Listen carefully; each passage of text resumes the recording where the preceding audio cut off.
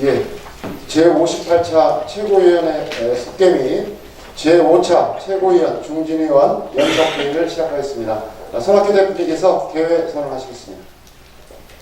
제58차 최고위원회 회의를 소개하고 제5차 최고위원 중진위원 연석회의를 개최합니다. 그렇게 중진위원님들께서 많이 나와주셔서 감사합니다.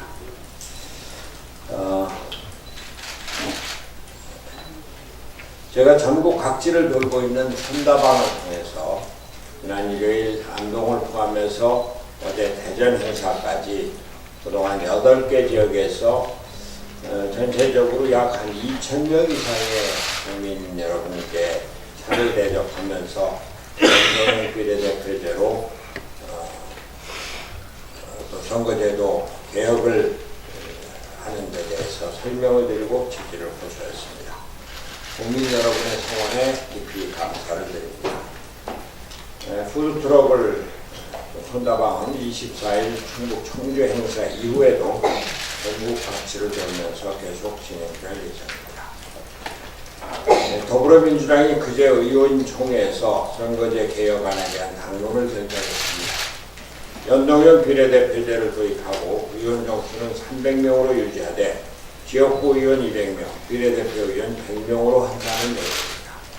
선거제도 개편을 통해서 대표성과 비례성을 확보한다는 국민의 뜻을 거역하기 어려운 현실을 받아들였다는 점에서 하나의 진전이라고 생각을 합니다. 그런데 내용을 살펴보면 더불어민주당이 진정으로 연동형 비례대표제를 채택할 의지가 있는지 의문입니다. 연동형 비례대표제를 오전형, 준연동형, 복합형으로 나열하면서 이 중 하나를 채택하자고 했는데 진정성이 있는지 의문입니다. 구체적인 안을 내놓았다고는 하지만 과연 연동형 비례대표제를 도입하려는 의지가 있는 것인지 묻고 싶습니다. 자유한국당은 문제가 더 심각합니다. 구체적인 개혁안은 아예 거론도 하지 않은 상태에서 총리 추천자라고 하는 새로운 문제를 거론하며 논의를 어렵게 만들고 있습니다. 5당 합의문의 원내대표 합의문에는 권력구조 개편 논의는 선거제 개혁 법안 개정과 동시에 시작한다고 명기되었습니다. 총리 추천자는 헌법사항입니다. 개헌은 지금 논의할 사항이 아닙니다. 선거제 개혁안을 먼저 논의하고 합의제 민주주의가 어느 정도 자리 잡으면 그때 권력구조와 관련해서 총리 추천자가 논의되는 것이 순서입니다. 기득권 양당의 어깃장 놓기가 극에 달했습니다. 여야 5당 원내대표 합의문에 따른 선거제 개혁 법안 통과 시한이 열흘도 남지 않았습니다. 원내대표 간의 공식적인 합의는 제대로 지켜지는 국회 전통을 만들면 좋겠습니다. 유인태 국회 사무총장도 지금 선거제 개혁을 이루지 못하면 다시 이런 기회를 갖기 어려울 것이라고 말했습니다. 지금부터라도 거대 양당이 민주주의 발전을 위해서 진지하게 선거제도 개혁에 임해주기 바랍니다. 기득권 양당의 전향적인 자세를 촉구합니다. 한 가지만 더 말씀드리겠습니다. 저와 바른미래당은 손다방의 지역순회 일정에 맞춰서 민생 경제 현장을 찾아가고 있습니다. 월요일에는 광주시 상인연합회 회장단과 간담회를 가졌고 어제 오전에는 대전 세종 청년창업사관학교에서 창업을 준비하고 있는 청년들을 만났습니다. 그리고 어제 저녁에는 용산구에 소재한 한 편의점을 찾아가 편의점 점주의 저녁이 없는 삶을 직접 보고 고충을 들어봤습니다. 편의점 점주 말씀으로는 저희가 회사 생활을 한다고 치면 연봉이 매년 1,000만 원씩 주고 있는 느낌이다 이렇게 말했습니다.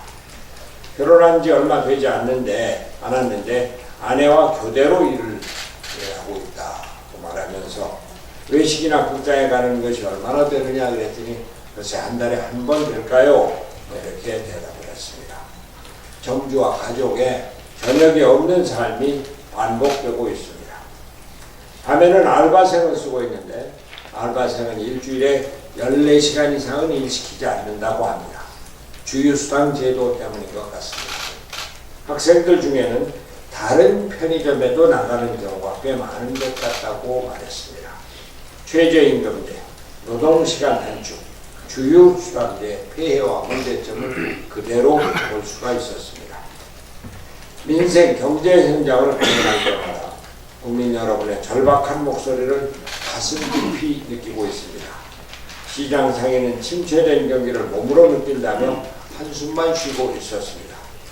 창업을 준비하는 청년들은 훌륭한 아이디어를 가지고도 각종 규제에 걸어막혀 꿈을 펼치지 못하고 있습니다. 우리나라 전체 취업자의 약 25%를 차지하고 있는 자영업자의 상황이 이렇게 심각하니 청년들도 마땅한 알바 자리를 찾지 못하고 있습니다. 그나마 구할 수 있는 아르바이트 자리들도 14시간이야 단시간 일자리에 지나지 않아 소득에 큰 도움이 되지 못하고 있는 형편입니다. 우리 청년들은 아르바이트도 투잡을 삐고 있는 형편인 것입니다. 지난해 우리나라 경제 성장률이 2.7%로 잠정 집계되어 6년 만에 가장 낮은 수치를 기록했습니다. 이마저도 4분기에 정부가 재정 지출을 확대 선방한 수치라고 하는데 어제 열린 당정청 회의에서는 설 민생 안정을 위해서 예산 6조 원을 더 푼다고 합니다. 계속 임기 응변식 땡질 정책인 것입니다. 정부 여당의 국정운영의 근본 철학이 바뀌지 않은 것입니다. 엄중한 경제 위기 상황 속에서 지금은 현장의 목소리에서 위기를 타개할 방안을 모색해야 할 때입니다. 바른미래당은 경제 민생 현장의 목소리를 경청하는 자리를 계속 이어나갈 것입니다. 오늘은 오후 3시에 중소기업 중앙회를 방문합니다. 정부와 여당은 민생 현장의 목소리를 경청하여 경제 철학부터 바꾸기를 촉구합니다.